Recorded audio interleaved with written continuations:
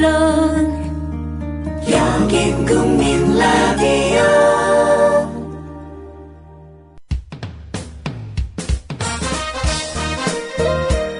균형 잡힌 시각, 정직한 분석, 조상훈의 뉴스바. 이어서 초대석으로 만납니다.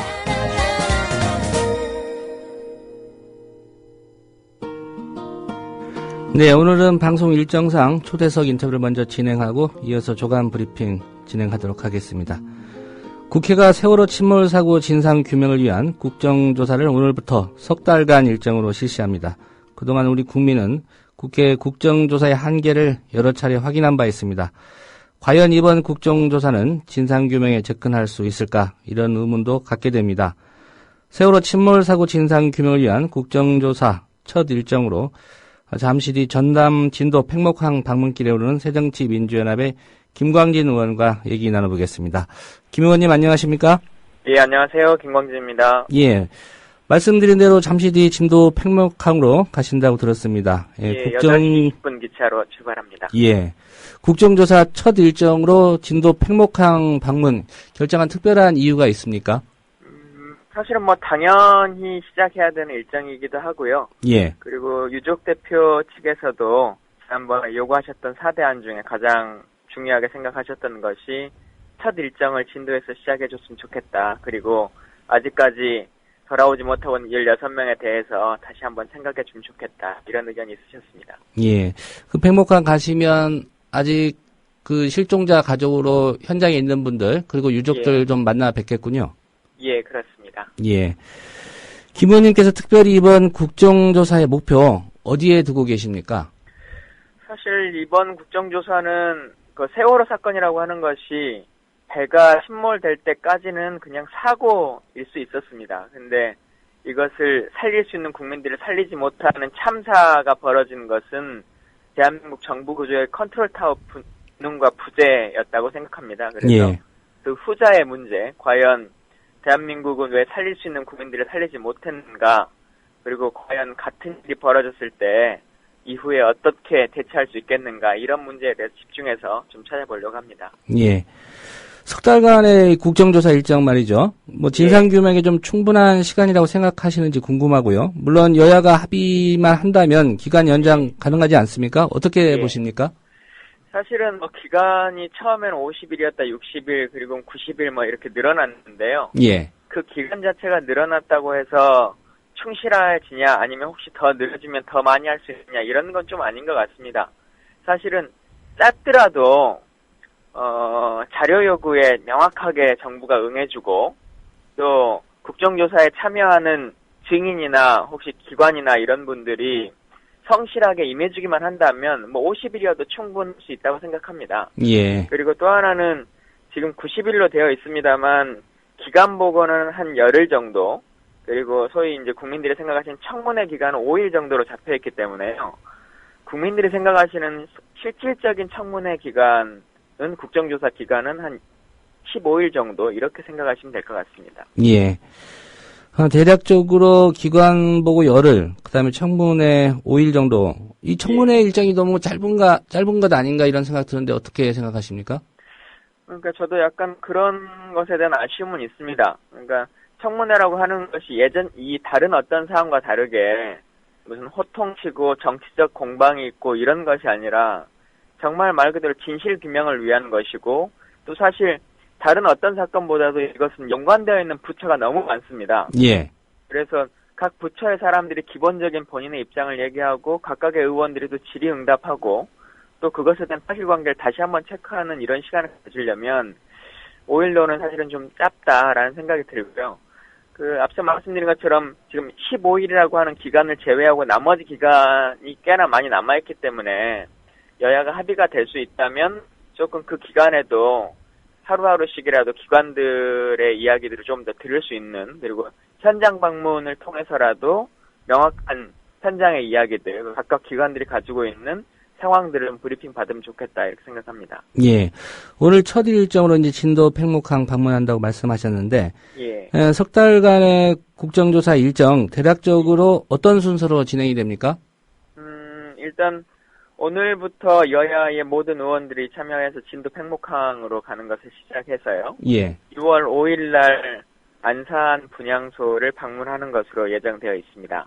그리고는 그 뒤부터는 정식 국정조사 전에 사전 국정조사라고 예비조사라고 해가지고 국회의원뿐만 아니라 각 기관의 전문가들 그리고 유족들이 포함되어 있는 조사기구를 발족시켜서 그분들이 다양한 자료들을 수집하고 또 국정조사위원들에게 자료를 좀 제공하는 기간이 있고요. 예. 6월 11일까지가 사전조사 기간입니다.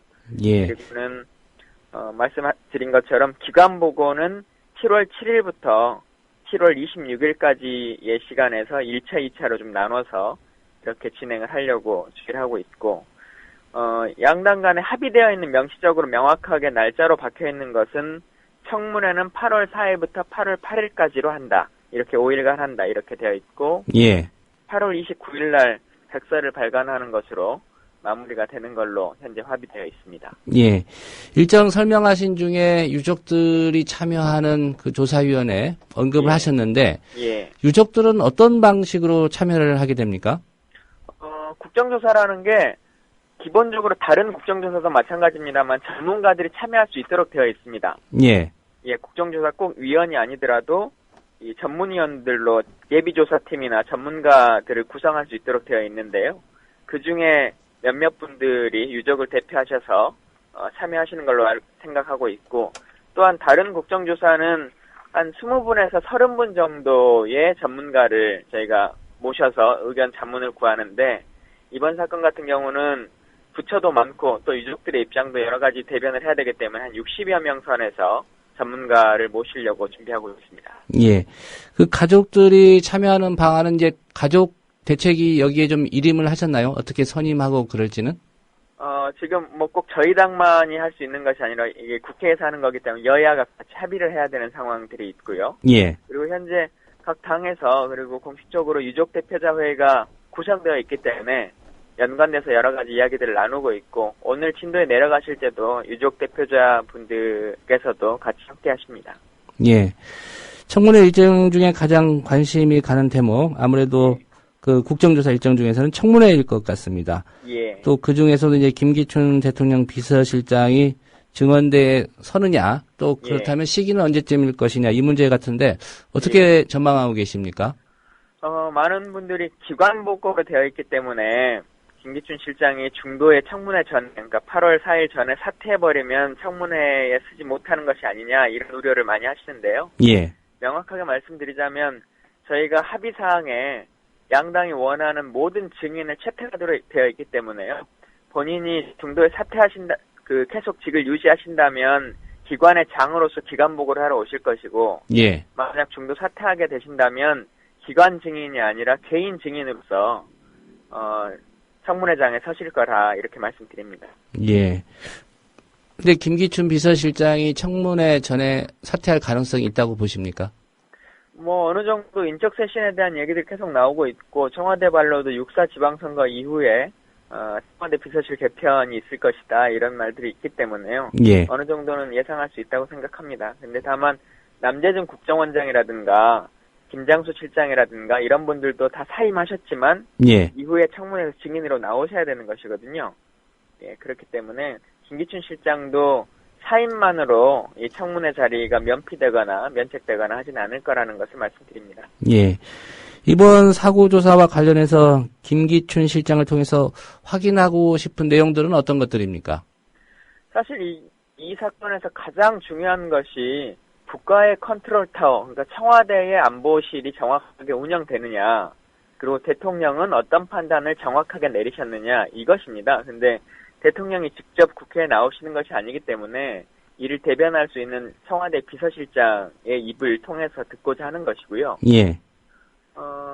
국회에서 총리가 답변을 한 것처럼 사건이 발생하고 대통령은 1시간이 넘어서 이것을 인지했다, 이렇게 말씀하시고 있습니다. 근데 대한민국의 대통령은 행정부의 수반이기도 하시지만 국군 통수권자이신데 군의 체계로 보면 사건이 일선에서 발생하면 합천 벙커까지 오는데 15분 이내에 도달해야 됩니다. 예. 그러지 않으면 이 전쟁에 대한 준비나 계획을 정확하게 세울 수가 없는 것이죠. 근데 과연 1시간이 넘도록 이 일을 대통령이 인지하지 못한다라고 한다면 실제 북한이 어떤 폭격이 일어난 거나 사건이 벌어졌을 때도 과연 이 컨트롤타워는 제대로 운영될 것이냐라고 하는 의구심이 드는 것이고요. 또 실제 대통령이 중간중간에 어떤 보고를, 어떤 체계를 통해서 누구에게 보고를 받아서 어떤 결정을 내리셨고 누구에게 그것을 지시하셨는가, 이것도 정말 중요하다고 생각합니다. 보고 체계라는 것이 여러 가지가 있을 수 있습니다. 행정망을 통해서 공식적으로 올라오는, 예를 들어 안행부라든가 해양수산부에서 들어오는 보고 아닐 수도 있고, 국정원이라든가 기무사를 통해서 들어오는 정보성 첩보일 수도 있고, 청와대의 직보를 통해서 오는 보고일 수도 있습니다. 근데 이런 것일 때 어떤 것을 취합해서 판단하셨느냐, 그리고 누구를 통해서 어떤 라인으로, 그러니까 지시를 내리시는 것도 말씀드린 것처럼 역순으로 똑같은 방식입니다. 안행부나 수부를 통해서 공식적으로 공문을 통해서 지시를 하달하실 수도 있는 것이고요. 국정원이나 기무사나 정보기관을 통해서 삐선 라인으로 이 일을 처리하실 수도 있는 것이고, 또 청와대의 특정한 몇몇의 사람들만의 일로 좌지우지돼서 그 보고나 지휘가 내려갈 수 있는 거기 때문에 현재 지금 대한민국을 어떻게 운영하고 계신지 이것을 좀 확인해야 된다 생각합니다. 예. 이 청와대 비서실로부터 이제 기관 보고 받으실 거고, 또 이제 김기춘 실장의 어떤 증언 내지는 입장 표명이 있을 것 같은데, 그 조사 과정에서 박근혜 대통령에게 확인이 필요한 사항이 만약에 발생한다면, 뭐 국회에 나오라고 할 수는 없겠지만, 특위 차원에서 뭐 청와대를 방문하거나 아니면 서면 질의 이런 게 이루어질 가능성도 있습니까? 뭐 현재는 그렇게까지는 저희가 생각을 하고 있지 않고요. 현재 뭐 비서실장이라든가 안보실장이라든가 이 분들을 통해서 당시의 상황들은 확실하게 유추해 볼 수 있을 거라 생각이 듭니다. 그리고 성실하게 답변해 주실 거라고 믿고 있습니다. 예. 이 김기춘 실장이나 유병헌 전 세무그룹 회장에게로 지금 여론이 지나치게 쏠려 있는 거 아닌가, 이런 평가도 있습니다. 거기에 좀 가려진 측면이 있는 기관이 바로 이제 국가정보원인데요. 비공개이긴 하지만 어쨌든 국정원도 이번 조사 대상에 포함이 됐습니다. 그렇습니다. 그렇다면 이 국가정보원 수장이었었죠. 남재준 전 원장에 대한 조사는 어떻게 진행할 예정이십니까? 남재준 원장도 당연하게 본인이 물러났지만 그렇기 때문에 기관 보고가 아니라 개인 증인의 신분으로 저희가 채택을 해서 증인대에 서게 될 것이고요. 말씀 주신 것처럼 사실 이 문제의 핵심은 세월호나 유병헌의 비리 문제가 아닙니다. 그것은 예를 들어 세월호가 그들의 소유가 아니고 일반 그 개인 회사의 소유였다면 어떻게 대처했겠습니까?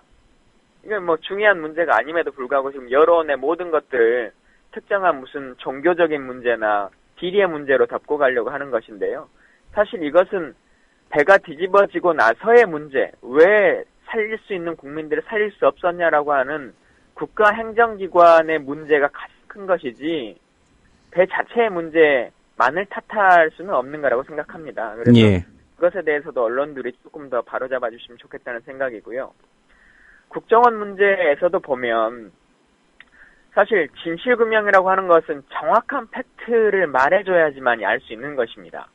근데 지금 총리는 나와서 총리가 국회에서 답변을 하실 때 세월호 사건의 인지를 국정원이 선원이 국정원으로 직접 전화를 한 것으로 본인은 알고 있다, 이렇게 답을 했습니다. 그럼에도 불구하고 국정원은 국회에 보고를 하기를 YTN 뉴스를 보고 알았다, 이렇게 허위로 답을 하고 있는 것이죠.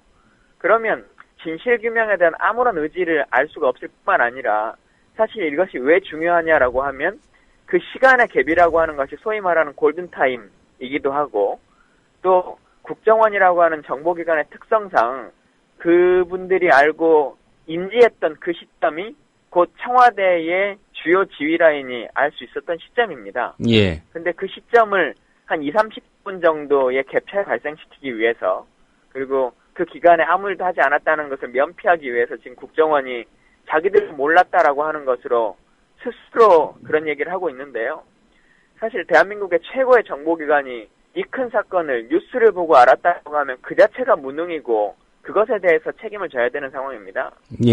그래서 이 부분에 대해서도 정확하게 확인을 해야 된다는 생각이고, 국정원 부분에 대한 비공개 부분에 대해서 염려하시는 분들이 많습니다만, 사실 국회의 정보위원회도 현재도 비공개로 운영이 되고 있지만, 또 많은 부분에 밝혀지고 공개된 부분에 대해서는 이후에 브리핑을 해서 다 국민들에게 알려드리기 때문에요. 크게 염려하시거나 우려하실 만한 상황은 아니다, 이렇게 생각합니다. 네, 국정원과 관련해서 한 가지 좀 이해하기 어려운 대목이 있습니다. 예. 남재준 전 원장의 경우에 남북 정상회담 대화락 공개 때도 사퇴 요구가 있었고요. 또 국정원에 의한 간첩 증거 조작 사건 때도 뭐 사퇴 요구가 있었습니다만 버텼습니다.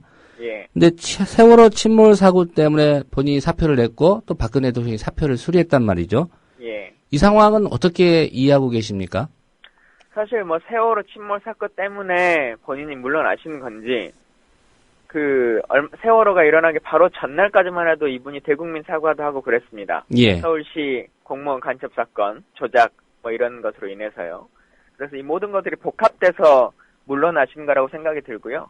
세월호 사건만의 책임으로 보기엔 좀 어렵고, 이 정권이 특성상 소리 소문 없이 다른 걸로 이슈가 몰려있을 때, 사람들에 대한 인사 문제, 인사를 다 일으키고 있습니다. 예를 들어, 사이버 사령부의 핵심으로 거론됐던 연재욱 소장 같은 경우도 세월호 사건으로 국민들의 시선이 쏠려 있을 때 갑자기 다른 곳으로 청와대에서 빼버리거든요. 예. 네, 이런 것들처럼 지금 인사라고 하는 것에 대해서도 좀 명확하게 하실 필요가 있고, 책임을 물어서 문책을 하실 거면 문책이라고 하는 것을 명확하게 밝힐 필요가 있다라고 생각합니다.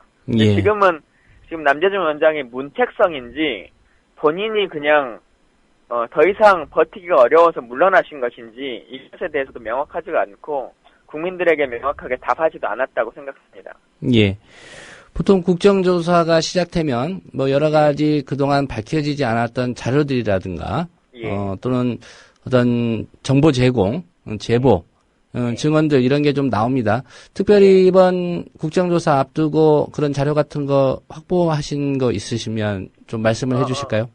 조사가 이제 시작됐기 때문에 아직 명확하게 딱 그 자료가 있지는 않습니다만, 예. 현재 대학을 통해서 유족분들이 아이들의 핸드폰을 포렌식을 다시 하고 있습니다. 그래서 당시의 상황들이 핸드폰에 담겨져 있는 영상이라든가 사진을 통해서 조금 더 나올 거라는 생각을 갖고 있고요. 또 하나는 그동안은 각각의 상임위에서 각각의 분야에 따라서 예를 들어 해양수산위원회라든가 국방위원회라든가 안전행정위원회에서 각각의 이야기들 했지만 이제 이것을 토탈해서 종합해야 할 수 있는 기회를 가졌기 때문에요. 서로 이 가지고 있는 자료들을 맞춰보고 하나로 엮어보다 보면 예. 또 새로운 가능성과 새로운 이야기들을 할 수 있지 않겠냐 이렇게 생각합니다. 예. 희생자 가족들과도 꾸준히 소통을 해오셨을 텐데 예. 특별히 유족들이 이번 국조특위에 바라는 내용들은 어떤 것들로 듣고 계십니까? 아시는 것처럼 저희 국조특위가 약간 처음에 진행되지 못하고 새누리당에 계속 거부하고 있는 그 시기에 유족분들이 국회에 오셔서 3일간을 보내셨습니다. 그때 말씀하셨던 것이 4가지가 있으셨는데요. 사실은 가장 중요하게 말씀하신 게 진상규명이고 진실규명이다 라고 하는 말씀이셨고, 그것을 위해서 헌신의 힘을 다해서 해야 된다는 생각을 갖고 있고, 사실 다른 어떤 국정조사보다 훨씬 더 많은 부담감과 우려와 염려 그리고 깊은 마음을 안고 오늘부터 시작을 하게 됐습니다. 예. 아마 국민들이 또 가장 걱정하는 것 중에 하나가 일정 중간중간에 여야 간의 이견 차이로 또 중단이 되고 예. 파행으로 가는 것 아닌가 이런 생각하는데 이번 국정조사는 좀 다를 거라고 보십니까? 다를 거라고 믿고 있고 새누리당에서도 그렇게 하실 거라고 생각합니다. 이게 다른 어떤 정치적인 국정조사보다 온 국민이 하나의 힘으로 진실규명에 대한 이야기를 하고 있고 대통령께서도 눈물로 그 이야기를 하셨기 때문에요. 새누리당에서도 그렇게 하셔야 된다고 생각을 하고 그런 의미에서 보면 이번에 국정조사 시작될 때 새누리당이 증인 채택의 문제나 이런 것으로 시간을 끌었던 것 그리고 그렇게 해서 유족들의 가슴을 다시 한번 아프게 했던 것에 대해서는 이후에는 그런 일이 없었으면 좋겠다 이런 생각을 말씀드립니다. 예. 앞서 좀 말씀은 하셨는데 다시 한번 좀 여쭤볼 내용인 것 같아서 질문을 드리겠습니다. 뭐 대체로 보수 언론이 그렇고요. 또 박근혜 대통령도 국무회의 석상에서 이번 참사의 책임, 그 유병언 전 세무그룹 회장 그 일가에 좀 집중시키는 그런 취지의 발언을 했습니다. 예. 이런 배경에 뭐가 좀 있다고 보십니까? 이런 움직임에? 그러니까 제가 앞서 말씀드린 것처럼 세월호 사건은 딱 두 가지로 구분할 수 있습니다. 배가 가라앉기까지의 과정. 그때까지의 상황은 뭐 과적의 문제라든가 혹은 그 뭐 20년 동안 쓸 수 있는 배를 30년으로 늘려줬다고 하는 그 규제 완화에 대한 문제라든가 혹은 뭐 여러 가지 그런 것들이 있습니다. 그러나 가장 중요한 것은 그렇다고 해서 다 그렇게 사고가 난 배가 아무도 사람을 구할 수 없느냐라고 하는 문제인 것이거든요. 예. 근데 정부 입장에서는 배가 가라앉고 난 이후에 구조의 문제가 시작되면서부터는 모든 것이 정부의 책임인 것이 스스로도 알고 있고 사실입니다. 그렇기 때문에 배가 가라앉고 나서 아무도 구하지 못한 것에 대한 정부 책임에 대한 말이 나오지 않기 위해서 배가 가라앉기까지의 과정, 이 문제로 모든 것을 집중하고 있고 여론과 언론의 눈을 그쪽으로 돌리는 것이 아니냐라고 생각합니다. 예. 이번 국정조사에서는 그 구하지 못한 책임, 이 부분을 집중적으로 따져서 조사를 하겠다, 이런 입장이시고요. 예, 그렇습니다. 예, 국정조사 활동과 관련된 사항은 아니지만, 예. 국회 국방에서 활약을 하셨기 때문에 좀 예. 한 두 가지 정도 질문을 드리겠습니다. 예, 예. 박근혜 대통령이 청와대 신임 안보실장에 김관진 국방장관 임명한 거 어떻게 보고 계십니까? 사실 뭐 개인적인 능력은 차지로 두더라도 시기의 문제에 있어서 과연 안보를 최우선으로 생각한다라고 하는 이 보수 정권이 국방부 장관과 국가안보실장에 대한 인선을 과연 이 시기에 하셔야 됐느냐라고 하는 것에 대해서 상당히 분노스럽고 우려스럽습니다. 다시 말씀드리자면 지금 선거가 이틀밖에 남지 않은 상황이고, 예. 그리고 아시는 것처럼 현재 총리가 실질적으로 공석인 상태입니다. 근데 대한민국 헌법 87조에 보면 장관은 총리의 제청에 의해서 하도록 되어 있습니다. 그럼에도 불구하고 총리가 없는 이 상황에서 국방부 장관을 임명하고 또 국가안보실장을 현재 장관으로 있는 사람을 임명해버리고 이런 일들을 행한다고 한 것은 안보의 문제까지도 정치적인 하나의 이벤트를 위해서 활용해버리는 것이 아닌가, 이런 것에 대한 우려와 염려, 그리고 총리 자체에 대한 무력함을 보여줘서 말 그대로 청와대 1인 지배의 모습을 보여주고 있다, 이거에 대한 생각이 있고요. 예.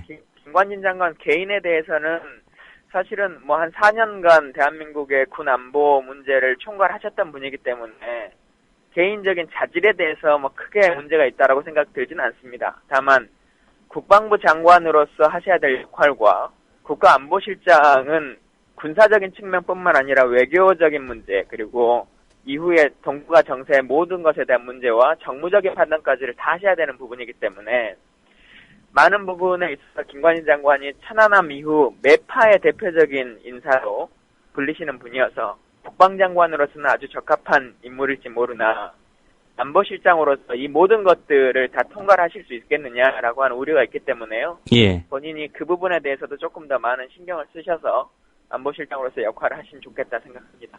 예. 지명 과정에 대한 헌법 위반 소지 지적하셨는데, 예. 이 박근혜 대통령이 새 국방장관으로 지명한 한민구 전 합참의장 어떤 사람입니까? 청문회를 해봐야 뭐 명확하게 답을 드리겠습니다만 일단 합참의장 청문회를 할 때 1차 통과를 하셨던 분이기도 하고 군 내에서는 이론적인 면이나 실무적인 면에서 크게 문제되지는 않는다라고 하는 의견들이 좀 다수로 있으시고요. 예. 또 아시는 것처럼 뭐 독립군의 후손으로 유명하신 분이기 때문에 여러 면에서 뭐 크게 소위 말하는 청문회 통과용 카드인 것이 아니냐, 이런 것에 대해서는 뭐 편하게 생각합니다. 근데 다만 지난번 김병관 장관 국방장관 후보자의 청문회에서 보듯이 군복을 입고 계실 때는 사실 큰 문제가 없지만 군복을 벗고 나서의 상황들이 계속 문제가 되지 않습니까? 장관 예. 후보로서. 그래서 이분이 군복을 벗고 지내신 지가 한 4년 정도 되시고 또한 지난 4년간 박근혜 후보의 안보 관련한 그 정책 보좌 역할도 하시고 정치 쪽과 관련한 일들을 계속 좀 해오셨기 때문에 이 부분에 대해서 지난 4년간의 어떤 행적과 일들을 하셨는지에 대해서 좀 꼼꼼하게 바라봐야 되는 것이 아니냐라고 하는 생각과 더불어서요. 예. 또 4년간 남북관계의 문제나 혹은 군사적인 측면에 있어서 많이 변화가 있었고 또 예년과 달리 군이라고 하는 것이 인권 문제라든가 복지 문제가 많은 부분에 있어서 우선시되고 있기 때문에 이와 관련한 인식들도 4년 전에 군복을 입으셨을 때와 좀 달라졌는지 확인할 필요가 있다고 생각합니다. 예. 네, 오늘 말씀 잘 들었고요. 진도 잘 다녀오시고요. 그 국정조사 중간중간에 저희가 필요하면 또 인터뷰 요청을 드리도록 하겠습니다. 예, 알겠습니다. 예. 세월호 침몰사고 진상규명을 위한 국회 국정조사 특위의 새정치민주연합 김광진 의원과의 인터뷰였습니다.